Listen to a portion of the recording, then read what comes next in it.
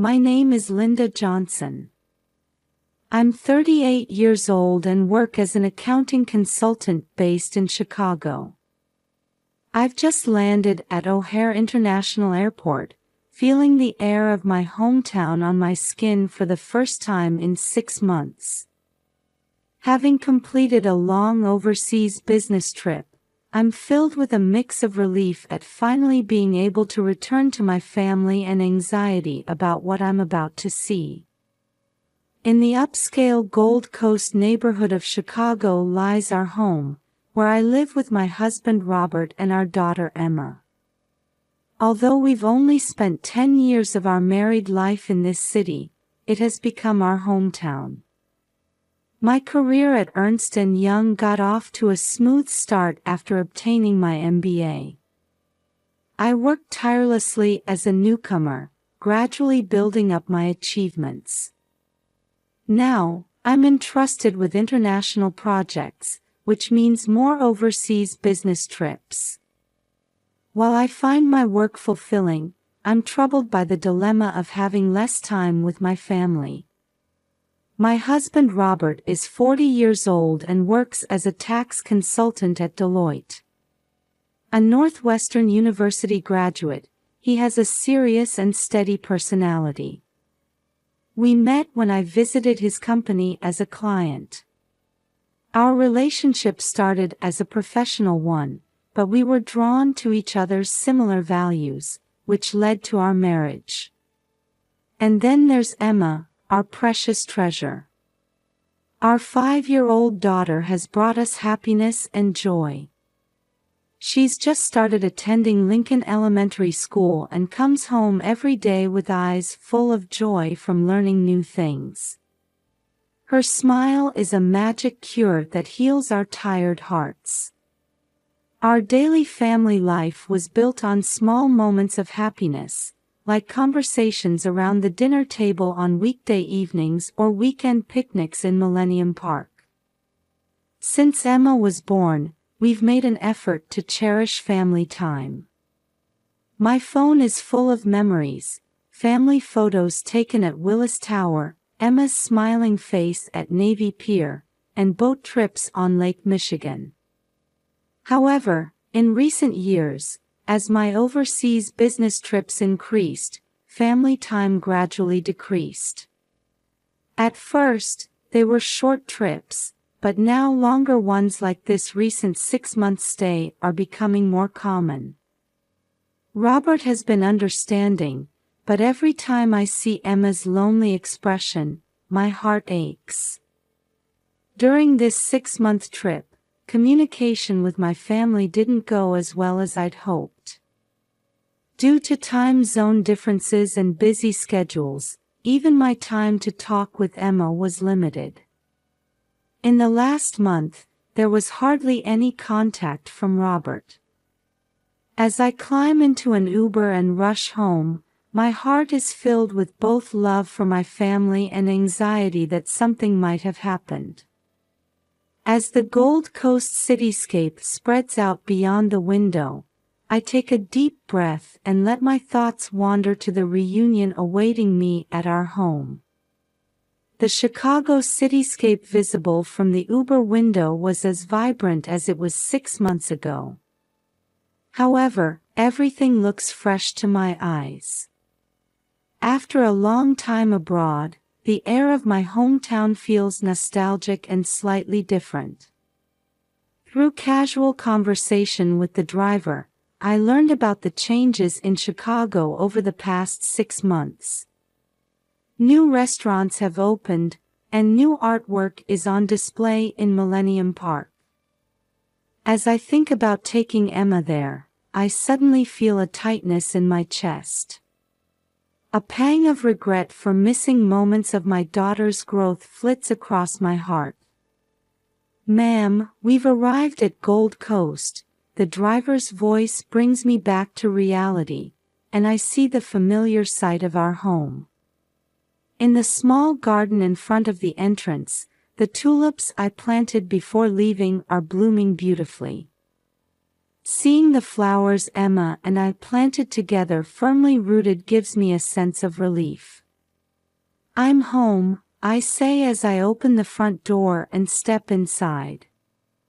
However, there's no welcoming voice or sound of Emma's running footsteps as I expected. The house is eerily quiet, feeling somehow lifeless. Robert? Emma? I call out, but there's no response. Anxiety spreads in my chest.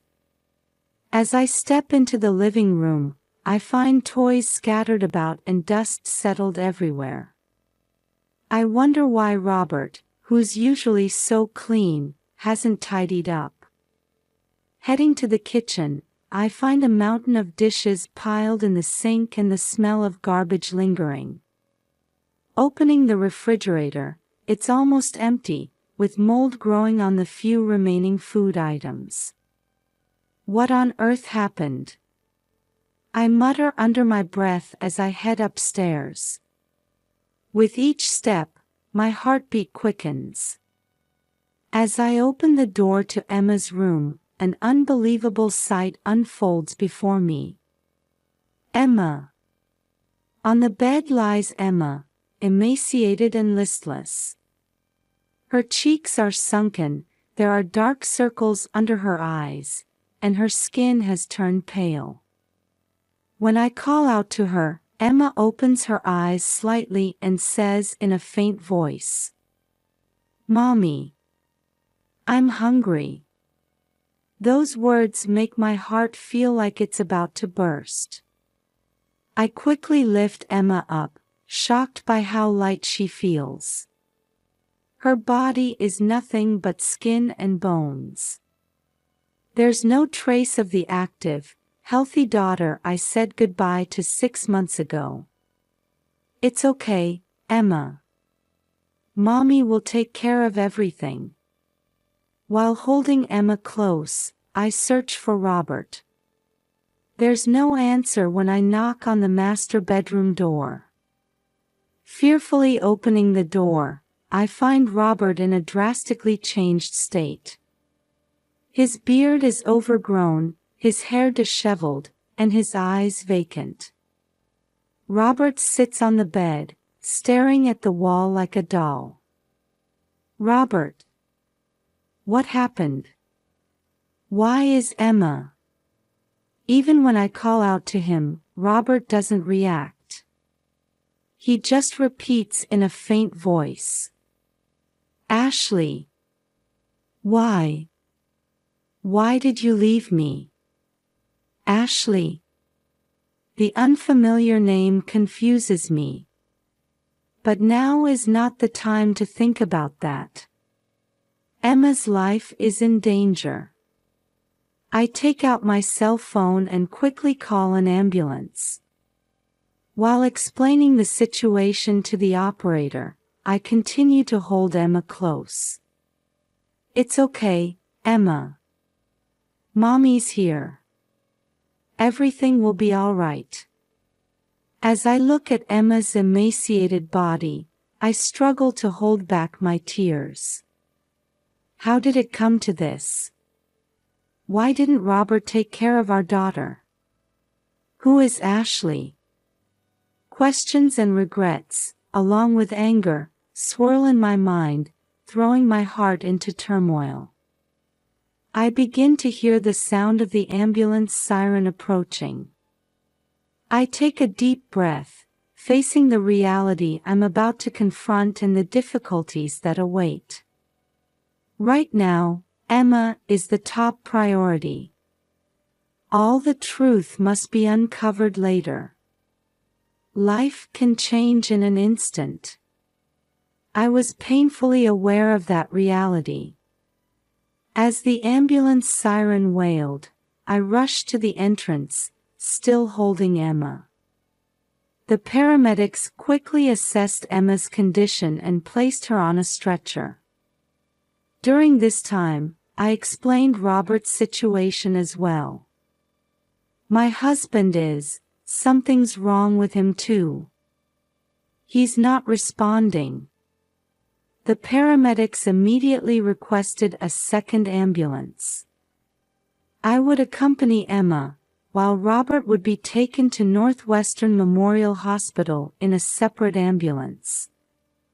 In the ambulance, I held Emma's small hand tightly, struggling to hold back my tears. I watched as the paramedic attached N4 to Emma's body and checked her vital signs. "Mrs. Johnson, your daughter is in a state of severe dehydration and malnutrition. We need to start treatment immediately." I could only nod silently at the paramedic's words. Upon arrival at the hospital, Emma was immediately taken to the pediatric intensive care unit, while Robert was taken to a protective room in the psychiatric ward. As I watched over Emma's treatment, I explained the situation to the doctors. When I returned from a 6-month overseas business trip, I found them in this condition. Dr. Sarah Thompson, Emma's attending physician, listened to my story seriously. "Mrs. Johnson, Emma's condition is serious, but there's a chance for recovery with proper treatment. She'll need to be hospitalized for a while, but we'll do our best." Dr. Thompson's words gave me some relief, but my feelings were still complex. Once Emma's treatment was underway, I went to check on Robert's condition. Dr. Michael Brown, the psychiatrist, explained Robert's state to me. "Robert seems to be in a severe state of depression. We're also seeing signs of alcohol and drug addiction. He'll need detailed examinations and treatment." Hearing these words, I was shocked. I never imagined Robert would turn to alcohol or drugs. "Linda, I recommend contacting your family and friends for support. Don't try to handle this situation alone." Following Dr. Brown's advice, I contacted my parents and Robert's parents. Everyone was shocked and agreed to come to the hospital immediately. A few hours later, after confirming that Emma and Robert's conditions had temporarily stabilized, I decided to return home. I thought I might find some clues if I searched the house more thoroughly. Back at home, I was once again appalled by the state of disarray. On the living room table, several empty whiskey bottles were scattered. Bills and collection notices were strewn across the floor, including a termination notice from Robert's company, Deloitte. What on earth happened? With trembling hands, I picked up the documents and read through them. There was a note stating that Robert had leaked confidential company information to an outsider. The termination appeared to have happened about 4 months ago. As I continued searching, I found Robert's laptop. The password was our wedding anniversary date. I could easily open it. Checking his emails, I found a large number of exchanges with an unknown woman. A 28-year-old woman named Ashley. At first, the emails were work-related, but they gradually became more intimate. It can't be. An indescribable pain shot through my chest. Robert's affair. And did he leak confidential information because of his relationship with this woman? The last email was from about a month ago. "Ashley, why did you abandon me? I can't live without you." There were multiple one-sided messages from Robert, but no replies from Ashley. As all the truths come to light, anger, sadness, and a deep sense of disappointment well up inside me. Robert, who endangered Emma's life and destroyed our family. Yet, at the same time, I can't help but worry about his mental state. My cell phone rings with a call from the hospital. Emma has regained consciousness and is calling my name. I'll be right there. I hang up and take a deep breath. How should I face the difficult situation ahead? But now, I must be strong for Emma's sake. Before leaving the house, I take one last look around the living room. There are no traces of our once happy family anywhere. From now on, I'll have to rebuild everything from scratch. With that resolve, I head to the hospital. Back at the hospital, Emma had regained some of her strength. She held my hand and gave me a weak smile. While feeling relieved at her condition, the still unresolved truths weighed heavily on my heart. After Emma fell asleep, I sighed deeply in the hospital corridor. Dr. Brown, Robert's attending physician, approached me. "Linda, there's been some improvement in Robert's condition. He's shared some information with us." I leaned forward, listening intently. "Robert keeps mentioning a woman named Ashley. It seems his relationship with her triggered these recent events." Hearing Ashley's name, something nagged at me. I felt like I'd heard it somewhere before. With this thought, I headed to Robert's room. Robert seemed calmer than before, and he teared up when he saw me. "Linda. I'm so sorry." I sat down quietly in a chair, deciding to listen to his story. Ashley was my subordinate. She was talented, and I trusted her. But it was all a trap. According to Robert, Ashley skillfully gained his trust and gradually extracted confidential information from him. Then, one day, she suddenly disappeared and sold that information to a competing company. Deloitte fired me immediately. I lost everything. As I listened to Robert's confession, something kept nagging at me. Ashley. That name and the situation he described gave me a sense of déjà vu. Suddenly, the memory came back to me. Ashley Miller. A woman who was my colleague during my early days at Ernst & Young. She always viewed me as a rival and repeatedly harassed me. Eventually, she was fired from the company for misconduct. It can't be. I quickly took out my cell phone and contacted a former colleague. When I asked about Ashley's current situation, I learned that she had changed her name a few years ago and joined Deloitte. All the pieces fell into place.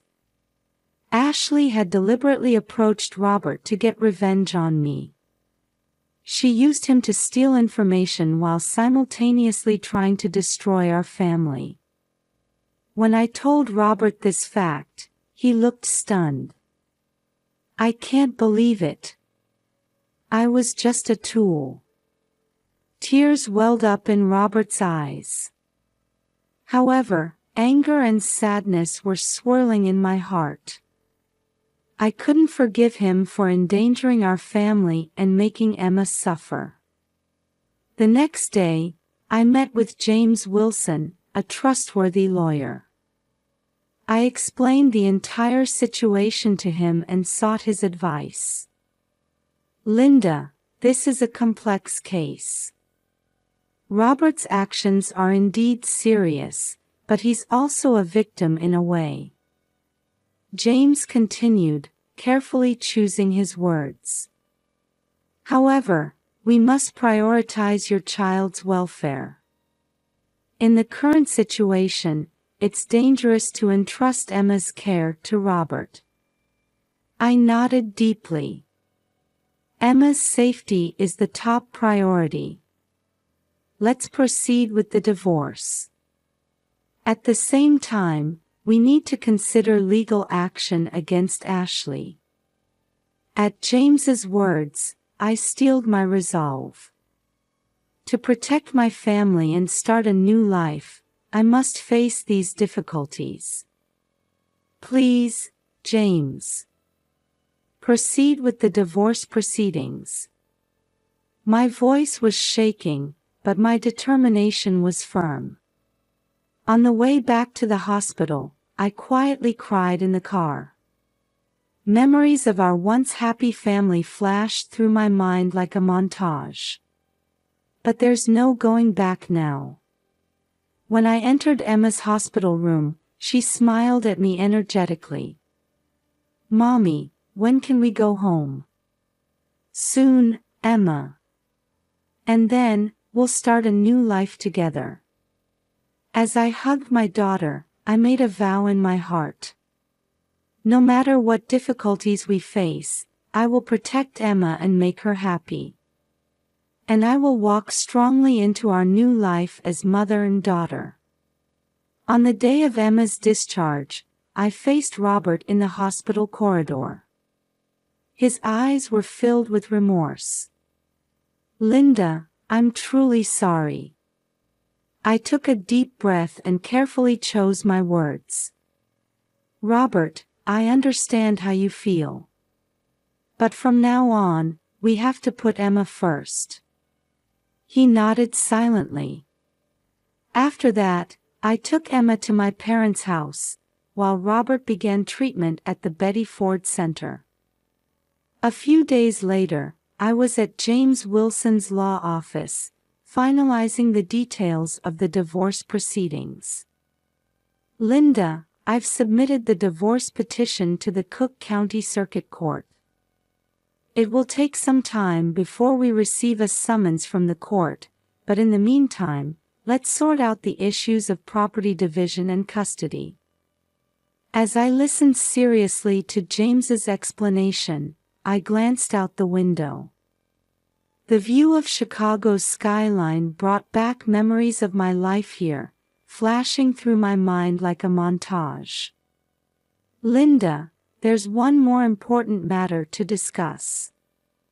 James's voice brought me back to reality, and I focused on him. "The FBI has contacted us. They've started a large-scale investigation into Ashley's fraud." My heart raced at his words. It turns out that Ashley's actions weren't just targeting Robert. She had been stealing confidential information from multiple major companies and selling it on the black market. No way. I was at a loss for words as James continued quietly. "The FBI has begun tracking Ashley, but it's highly likely she's already fled the country. Linda, you may be asked to testify as a witness." That night, after putting Emma to bed, I sat alone in the living room, reflecting on the events of the past few weeks. Suddenly, my cell phone rang. It was an unknown number. "Hello, this is Linda Johnson." "Linda, it's me. Ashley." I caught my breath at the sound of her voice. "Why are you calling me?" I wanted to apologize and explain. Ashley's voice sounded tired, unlike her usual assertive tone. "My actions were wrong. I was possessed by jealousy and a desire for revenge against you, and I did something unforgivable." I listened silently. But at the very end, I realized that what I did wouldn't make anyone happy. "So I'm going to tell the police everything." "Ashley." "Linda, I'm sorry for resenting you. And I'm truly sorry for hurting your family." After the call ended, I stood there for a long time.